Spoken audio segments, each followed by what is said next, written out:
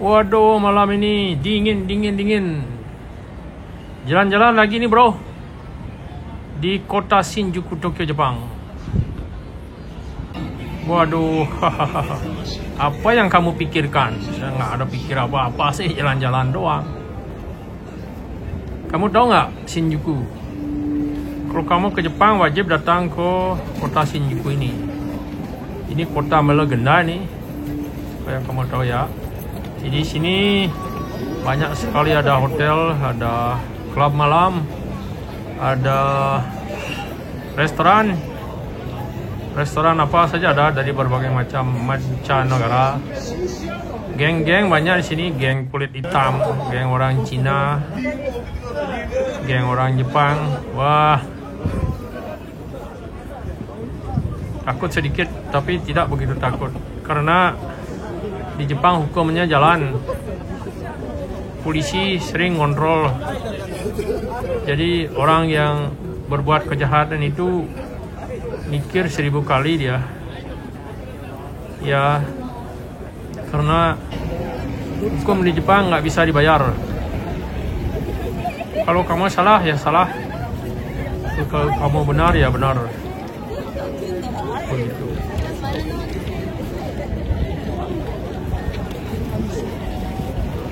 Begini ramai sekali di sini teman-teman setiap malam.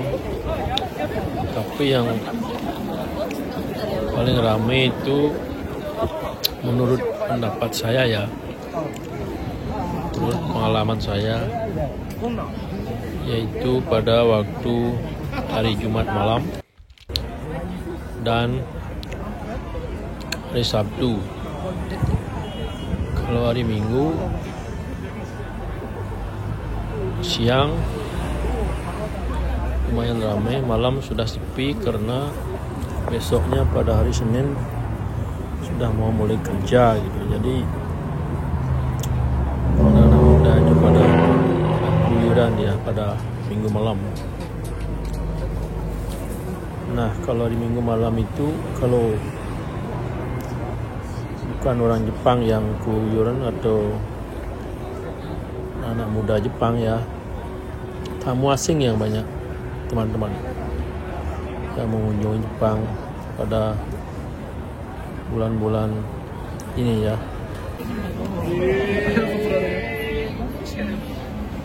Karena sampai meledak tamunya di Jepang, kekurangan tempat tinggal katanya, menurut berita sih. Lihat aja ini di depan ini, begini ramainya di sini. Full hotel katanya, full dan penuh ya. Nah, menurut saya ya, kenapa orang-orang atau orang asing pada suka liburan ke Jepang? Karena di negara ini sangat-sangat aman dan tertib gitu teman-teman. Kejahatan jarang ada, seperti misalnya pencopet atau begal atau sejenisnya ya, rampok atau maling itu bisa dibilang kecil. Jadinya polisi itu banyak yang santai karena kasusnya kecil gitu. Nah, kita jalan lagi ke depan ini, menelusuri jalan ini. Nah, di depan saya itu ada sinema, itu gedung sinema. Sebelah kanan ada tulisan katakana namanya, dan saya kurang begitu bisa baca ya teman-teman, mohon maaf. Susah sih, sudah umur juga belajar hiragana, katakana dan kanji itu kayaknya sudah malas sih. Tapi kalau sudah dapat kerja ya cukup cari duit aja untuk memenuhi kebutuhan hidup gitu. Dan di kota Shinjuku ini ya, spesial di Kabukicho namanya, di di sini. Katanya berita yang saya baca di Instagram ada warung atau pubnya punyanya Maria Ozawa. Seperti kita ketahui bahwasanya Maria Ozawa itu adalah bintang film dewasa terkenal di Indonesia atau di Asia. Tapi kalau di Jepang jarang orang tahu yang namanya Maria Ozawa atau Maipi, apalagi yang main film dewasa yang lain seperti Kakek Sugiono gitu ya. Katanya orang Jepang di sini, kita dia bilang nggak tahu. Tapi di Jepang dilegalkan itu masalah produksi film dewasa, karena ada perusahaan-perusahaan dan banyak juga artis atau cewek cantik yang mau terjun ke dunia film dewasa itu, karena samping bayarannya mahal, terus diizinkan oleh pemerintah Jepang, misalkan bayar pajak perusahaan selesai.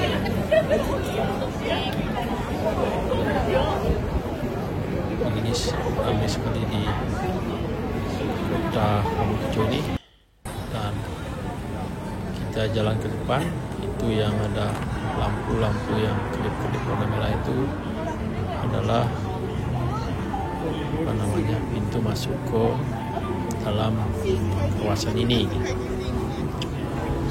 Dan saya ini nge-vlog di tempat yang sedikit aman ya, yang ramai-ramai gitu lah.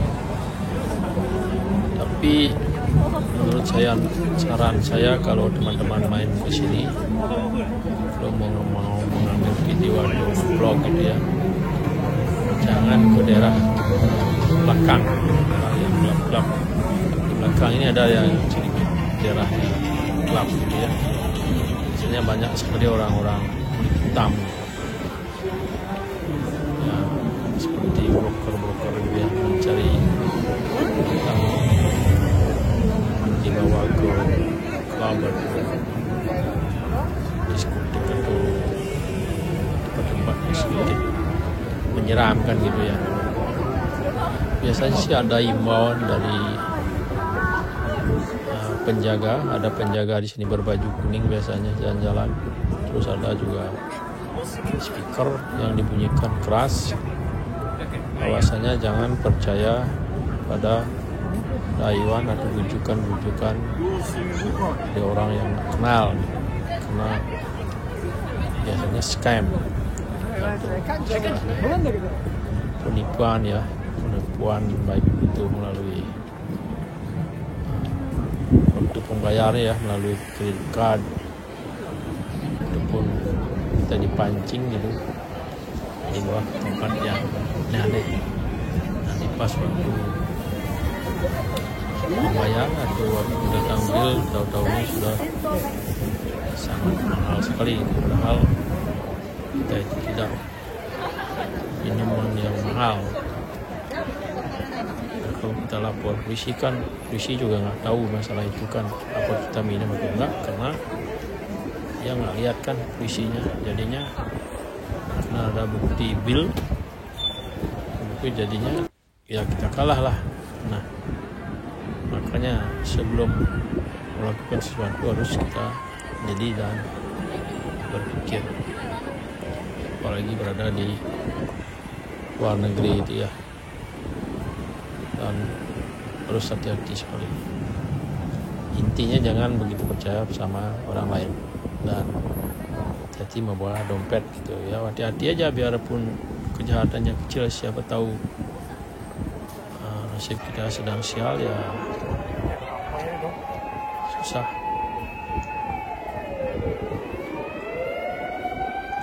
Orang Jepang itu jarang ada yang usil ya, atau di jalan, contohnya kalau ada cewek jalan gitu, cowok Jepangnya menggoda gitu,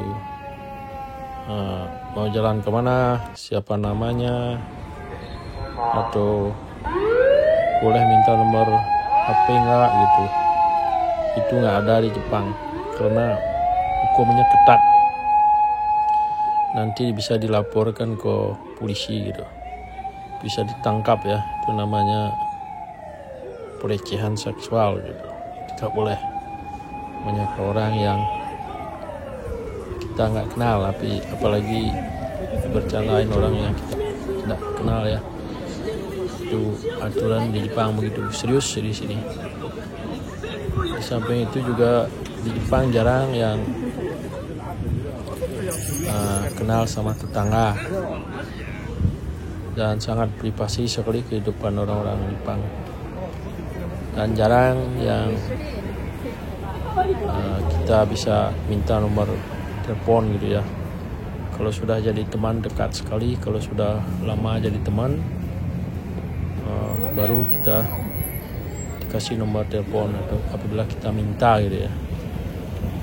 Kalau selain itu nggak boleh, karena orang Jepang itu biasanya nomor teleponnya nggak ganti-ganti sih, itu saja sampai terus dipakai. Makanya dia sangat privasi terhadap nomor telepon gitu. Nah, di sini saya sudah tidak begitu ramai karena sudah sedikit keluar dari keramaian tadi. Ini ada sih beberapa yang lalu lalang ya, yang anak muda. Mungkin dia tadi habis makan, itu ada yang bawa tas koper besar, itu mungkin dia tamu dari luar negeri dan jalan ke Jepang.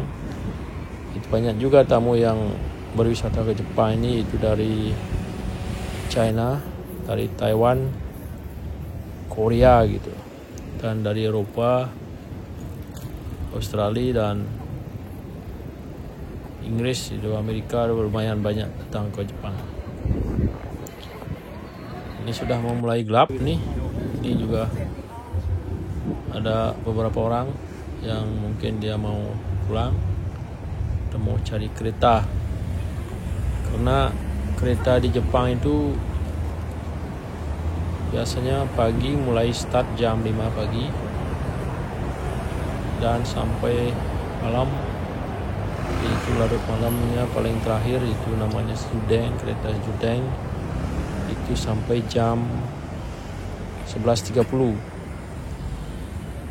Nah, kalau 1 menit saja kita lambat, sudah tertutup itu pintunya dan sudah habis kereta.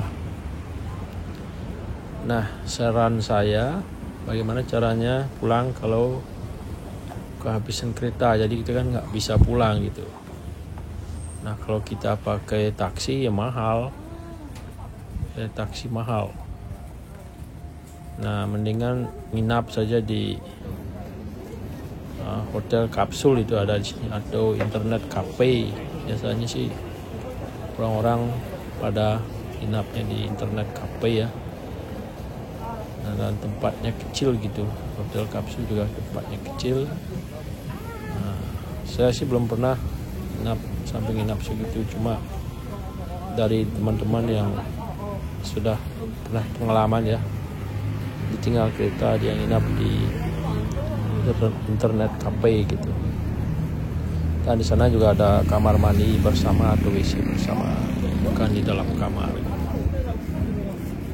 Nah, kalau kombini di sini buka, ada yang 24 jam kombini, seperti namanya 7-Eleven atau Lawson gitu, bukanya 24 jam.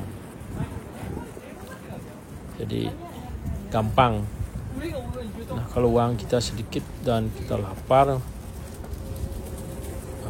kalau saya sih biasanya belinya onigiri namanya. Satu onigiri itu nasi seperti di kepal-kepal gitu ya. Kombini satu onigiri biasanya harganya 150 yen. Kalau dirupiahkan itu kira-kira 15.000 rupiah lah. Beli satu sama air putih satu. Kalau air putih aqua satu yang kecil harganya ada yang 100 yen. Itu dirupiahkan mungkin 10.000.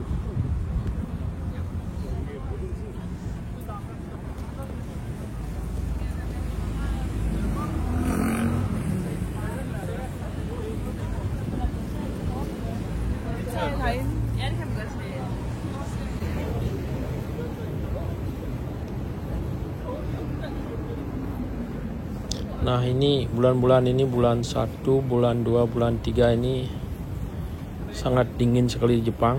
Makanya saya pakai baju tebal. Baju tebalnya sih nggak cukup 1, harus pakai 3.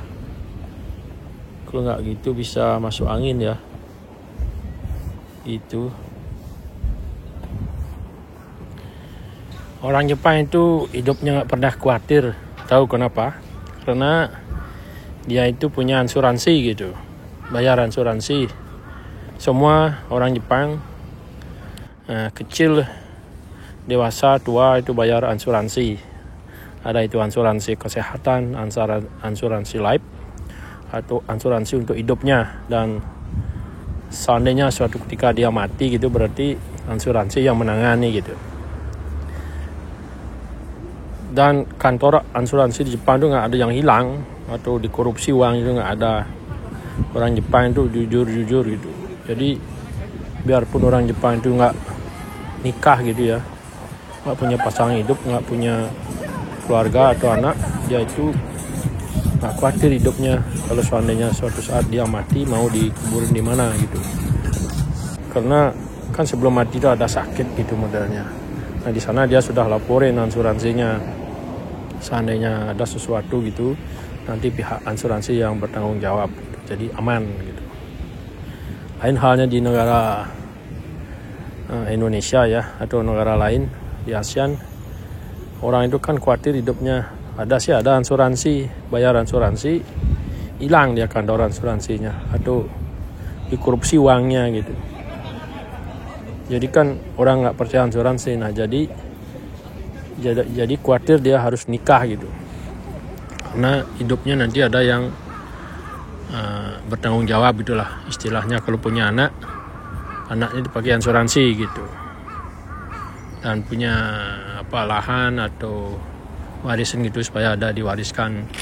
Kalau di Jepang itu kan lain. Kalau dia nggak punya keluarga, sudah mati semua gitu ya, punya warisan itu diambil negara gitu. Jadi dia nggak khawatir gitu. Dan orang Jepang itu jarang yang berbuat yang aneh-aneh ya, karena mungkin dia itu cinta negaranya, dan Jepang bertekad untuk tidak berperang. Begitu bro. Jadi dia itu hidupnya orang Jepang itu simpel ya, nggak pernah ngerecokin orang lain, dan juga nggak pernah bikin masalah gitu. Kalau ada masalah sedikit saja ya, masalah keributan tetangga atau asap gitu ya, dia lapor ke polisi, dan polisinya 10 menit sudah terjun langsung ke lapangan mengecek laporan itu gitu. Dan orang yang mau lapor itu nggak pandang bulu, biar orang yang miskin atau orang yang tidak mempunyai jabatan atau istilahnya kaya miskin itu sama aja di Jepang. Ada yang membedakan. Jadi kan aman gitu. Nah, bagi orang Jepang yang tidak punya kerja gitu ya, yang homeless gitu, itu ada khusus dana untuk dari pemerintah gitu ya, untuk mengasih makan orang-orang yang